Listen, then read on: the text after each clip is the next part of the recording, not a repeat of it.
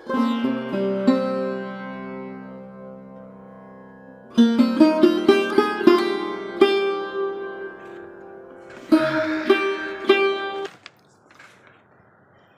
امتحان بڑی سخت چیز ہے. خدا کسی کو امتحان میں نہ ڈالے. میرا تو یہ حال ہے کہ جب امتحان کا خیال آ جاتا ہے تو رونگٹے کھڑے ہو جاتے ہیں، اور جو مصیبتیں اس امتحان کے زمانے میں مجھ پہ گزریں وہ سب نظر کے سامنے آ جاتی ہیں. میرا دل اپنے امتحان کے واقعات لکھتے ہوئے کانپتا ہے. مختصراً عرض کرتا ہوں، کسی زمانے میں ہم لوگ بھی بڑے سمجھے جاتے تھے، لیکن زمانے کی گردش نے رفتہ رفتہ اچھی طرح پیس دیا، اور وہ ایک زمانہ آ گیا کہ ہمارے رشتہ دار بھی تعلق ظاہر کرنے سے اجتناب کرنے لگے. والد صاحب قبلہ مرحوم کے زمانہ حیات تک کسی نہ کسی طرح گزرے جاتی تھی، لیکن مرحوم کی فراغ دلی اور اثاثے کی کمی نے افلاس کی آخری حد تک ہم کو پہنچا دیا تھا.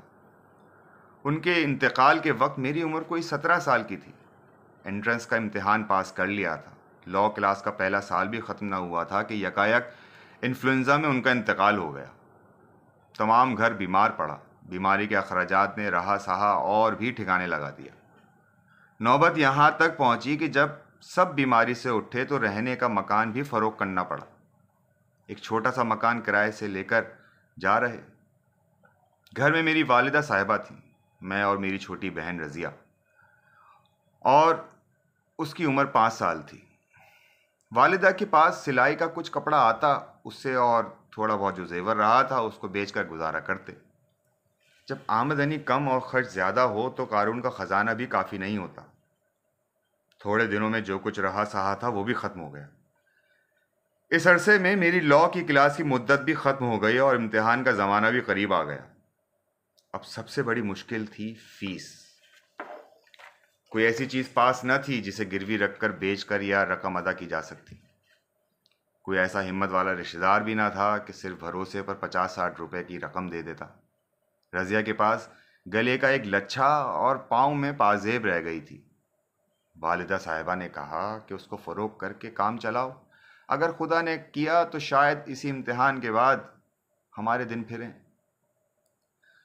میری حمیت گوارا نہ کرتی تھی کہ اس معصوم کا زیور لوں، لیکن کیا کیا جاتا، اور کوئی دوسرا ذریعہ بھی نہ تھا.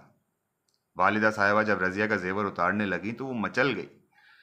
انہوں نے سمجھانا شروع کیا کہ دیکھو بھائی جان پاس ہو جائیں گے تو تم کو اتنا زیور بنا دیں گے، تمہارے لیے گڑیاں لائیں گے، تم کو اچھے اچھے کپڑے سلوا کر دیں گے.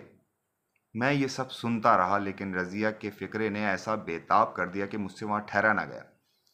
اس کا کہنا تھا اگر بھائی صاحب پاس نہ ہوئے تو.